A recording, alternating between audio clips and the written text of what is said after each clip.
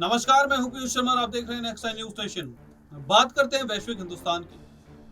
Britain में प्रधानमंत्री बनने की रेस में शामिल भारतीय मूल की ऋषि सुनक ने रविवार को वादा किया कि अगर वे ब्रिटेन के अगले प्रधानमंत्री बनते हैं तो चीन के प्रति सख्त रवैया अपनाएंगे।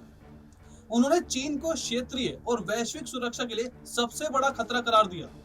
पूर्व वित्त मंत्री का बयान ऐसे समय पर आया कि जब वह कंजर्वेटिव पार्टी का नेतृत्व करने की दौड़ के अंतिम चरण में उनकी प्रतिद्वंदी लिज ट्रस ने उन पर चीन और रूस के प्रति कमजोर होने का आरोप लगाया। खबर के अनुसार चीन के सरकारी अखबार ग्लोबल टाइम्स ने इससे पहले कहा था कि सुनक इस मुकाबले में अकेले उम्मीदवार हैं, जो ब्रिटेन चीन संबंधों को विकसित करने पर एक स्पष्ट दृष्टिकोण रखते हैं।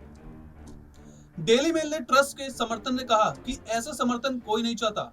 सुनक ने प्रस्तावों में ब्रिटेन में सभी 30 कन्फ्यूशियस संस्थानों को बंद करना, संस्कृति और भाषा कार्यक्रमों में माध्यम से चीन के बढ़ते प्रसार को रोकना शामिल है। देखिए हमारी खास रिपोर्ट।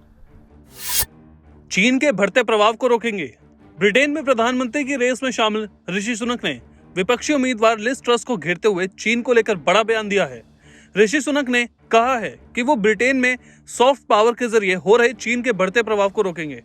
ऋषि सुनक ने कहा कि लिज ट्रस चीन के खिलाफ कभी सख्त कदम नहीं उठा पाएंगी। उनके एजुकेशन मिनिस्टर रहते हुए कई कन्फ्यूशियस इंस्टीट्यूट ब्रिटेन में खुले। ये चीन की सॉफ्ट पावर की तरह काम करते हैं। ऋषि सुनक ने कहा है कि चीन को रोकने के लिए सख्त कदम उठाए जाएंगे।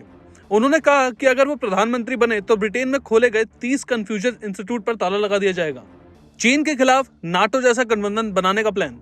सुनक ने उच्च शिक्षा संस्थानों को $60,000 से अधिक की विदेशी फंडिंग का खुलासा करने और रिसर्च पार्टनरशिप की समीक्षा करने के लिए मजबूर करके सीसीपी को देश की यूनिवर्सिटी से बाहर निकालने का वादा किया। उन्होंने कहा है कि ब्रिटेन की आंतरिक खुफिया एजेंसी MI5 का इस्तेमाल चीनी जासूस को रोकने के लिए किया जाएगा और वह साइबर स्पेस में चीनी खतरों से निपटने के लिए नाटो जैसा एक अंतर्राष्ट्रीय गठबंधन बनाने का भी प्रयास करेंगे। बेल्ट एंड रोड स्कीम पर बरसे सुनक। सुनक ने दावा किया कि चीन हमारी तकनीकी चोरी कर रहा है और हमारे विश्वविद्यालयों में घुसपैठ कर रहा है, रूसी तेल खरीदकर व्लादिमीर पुतिन को बढ़ावा दे रहा है और ताइवान जैसे अपने पड़ोसियों को धमकाने का भी प्रयास कर रहा है। उन्होंने विकासशील देशों को कर्ज के जाल में फंसाने के लिए चीन के global belt and road scheme की भी आलोचना की। उन्होंने कहा है कि वे हांगकांग और शिनजियांग में अपने ही लोगों को प्रताड़ित कर रहे हैं और उन्हें हिरासत में रखते हैं और उनके मानवाधिकारों का उल्लंघन करते हैं। मिल सकता है चीन विरोधी पार्टी सदस्यों का समर्थन। सुनक बोले, अब बहुत हो गया। लंबे समय तक ब्रिटेन और पश्चिमी नेता चीन की नापाक गतिविधियों और इरादों के लिए रेड कारपेट बिछा रहे और आंखें मूंद रहे हैं। एक प्रधानमंत्री के तौर पे मैं इससे पहले दिन ही बदल दूंगा। चीन के प्रति सुनक के कड़े शब्द खास साफ तौर पर बीजिंग विरोधी टोरी सदस्यों का समर्थन हासिल करेंगे, जो लगातार बोरिस जॉनसन पर चीन के खिलाफ मजबूती से खड़े होने के लिए कह रहे थे। सुनक बोले, चीन हमारी तकनीक चुरा रहा।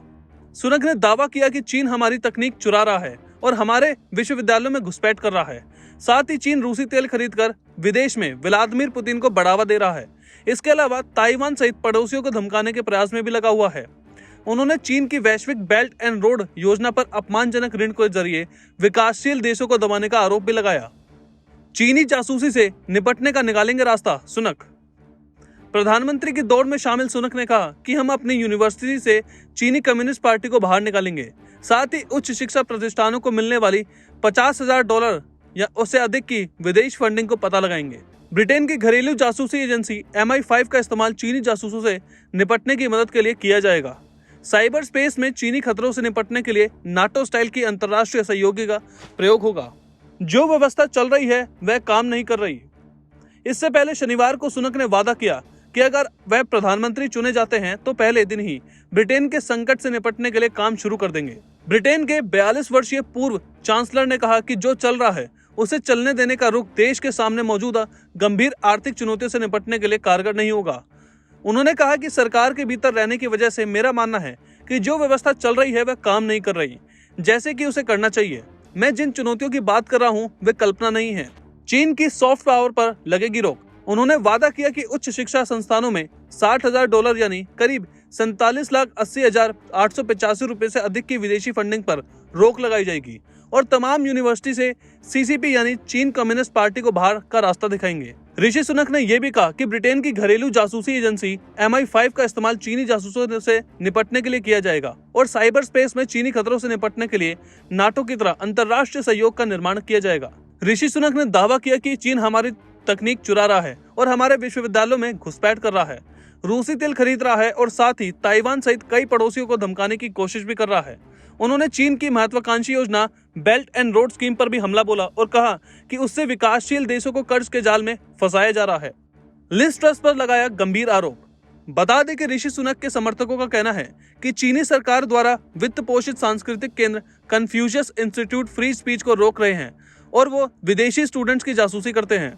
प्रधानमंत्री पद पर उम्मीदवार लिज ट्रस के 2 साल के कार्यकाल के दौरान नो कन्फ्यूशियस इंस्टीट्यूट ब्रिटेन में खोले गए। कन्फ्यूशियस इंस्टीट्यूट के जरिए चीन फैला रहा है प्रोपेगेंडा।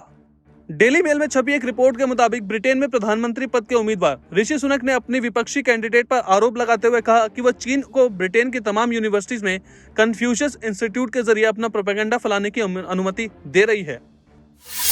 ब्रिटिश प्रधानमंत्री की दौड़ में शामिल एक अन्य प्रतिद्वंदी लिज ट्रस ने ऋषि सुनक पर चीन और रूस को लेकर नरमी बरतने का आरोप लगाया। इसके जवाब में ऋषि सुनक ने चीन को लेकर अपनी ये प्रतिक्रिया दी है।